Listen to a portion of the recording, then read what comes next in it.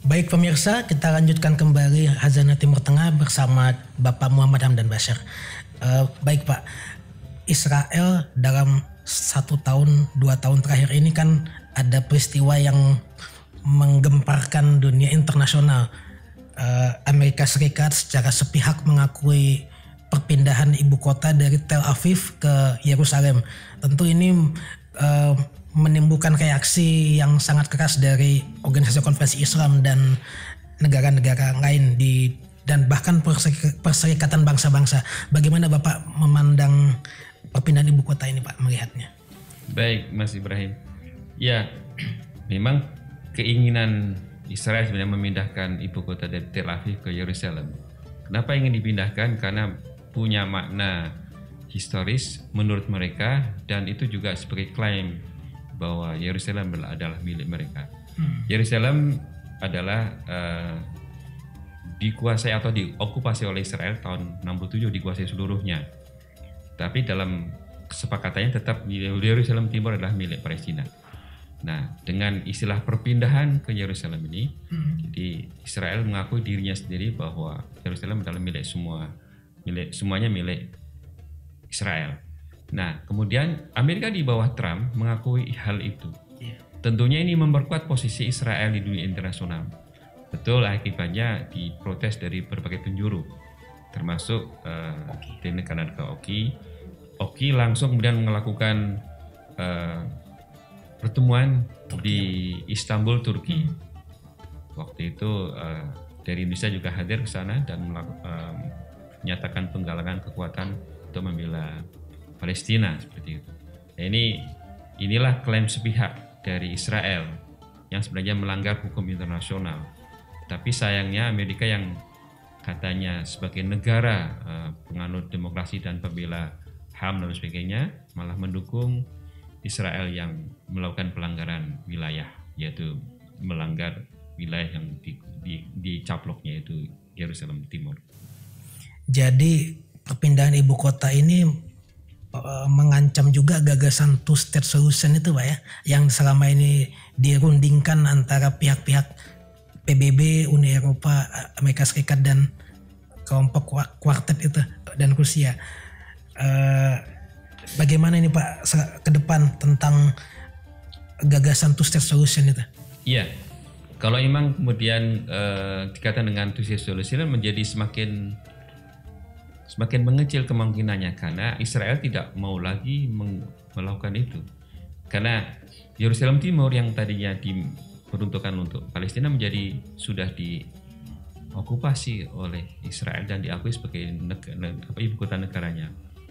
Dan memang sampai saat ini pemimpin Israel itu sebenarnya tidak setuju adanya two state solution. Two state solution itu kan sebenarnya usulan dari negara-negara dunia. Solusinya adalah 2 negara, yaitu ada negara Palestina dan ada negara Israel.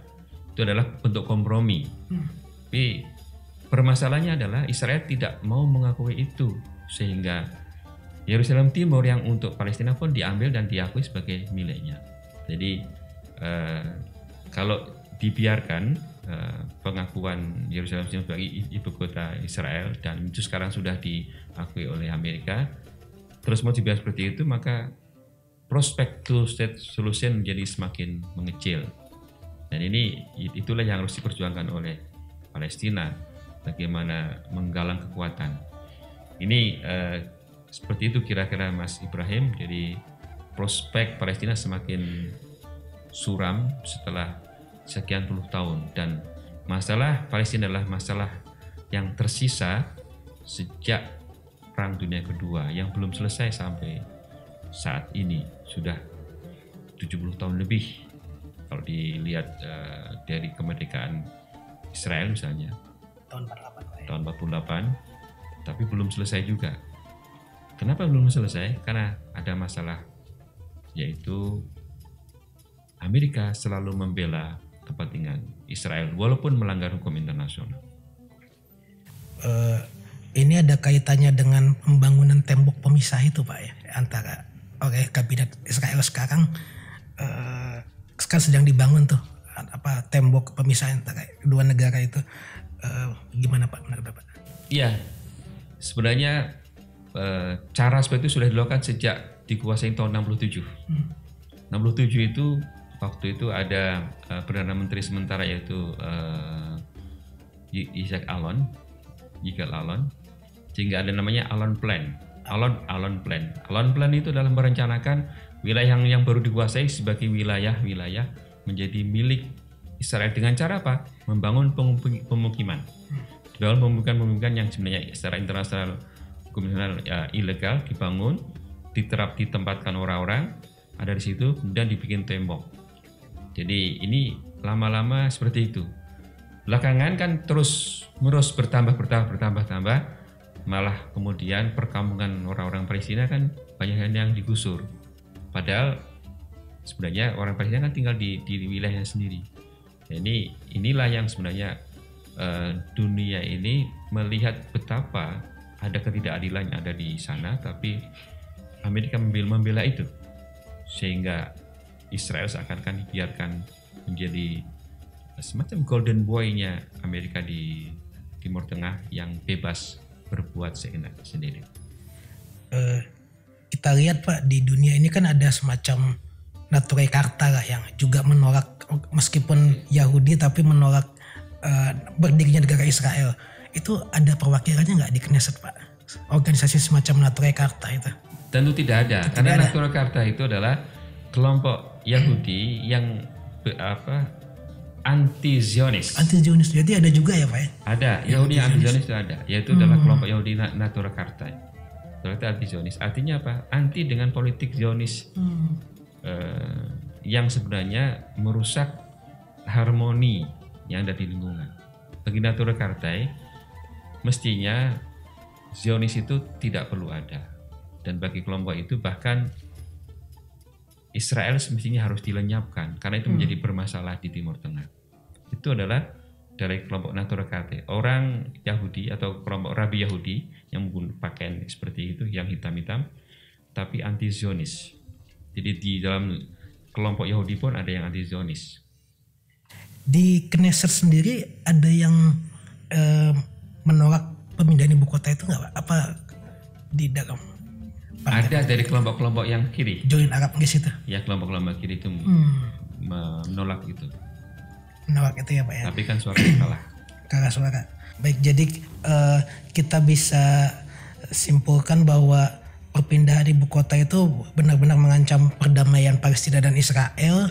Kemudian juga gagasan two-state solution menjadi mentah kembali ya Pak ya. Dan apalagi Israel sudah dikenal melanggar berbagai macam resolusi damai PBB ya Pak. Iya.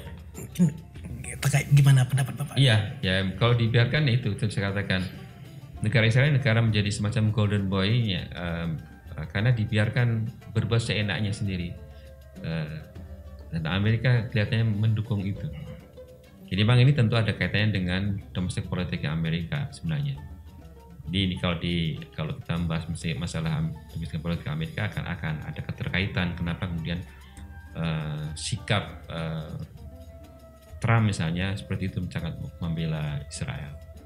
Baik pemirsa, penjelasan yang sangat komprehensif dari Bapak Muhammad Hamdan Bashar. Bagaimana tadi kita mendengar ada ancaman serius terhadap perdamaian Palestina dan Israel, gagasan two-state solution mentah setelah pindahnya ibu kota Israel dari Tel Aviv ke Yerusalem. Kemudian juga ada perlindungan berlebihan dari Amerika Serikat terhadap Israel yang disebut juga anak emasnya Amerika Serikat. Terima kasih Pak Hamdan Bashar atas penjelasannya. Baik pemirsa Tawaf TV, kita akan lanjutkan di episode berikutnya. Wa kafa billahi syahida. Wassalamualaikum warahmatullahi wabarakatuh.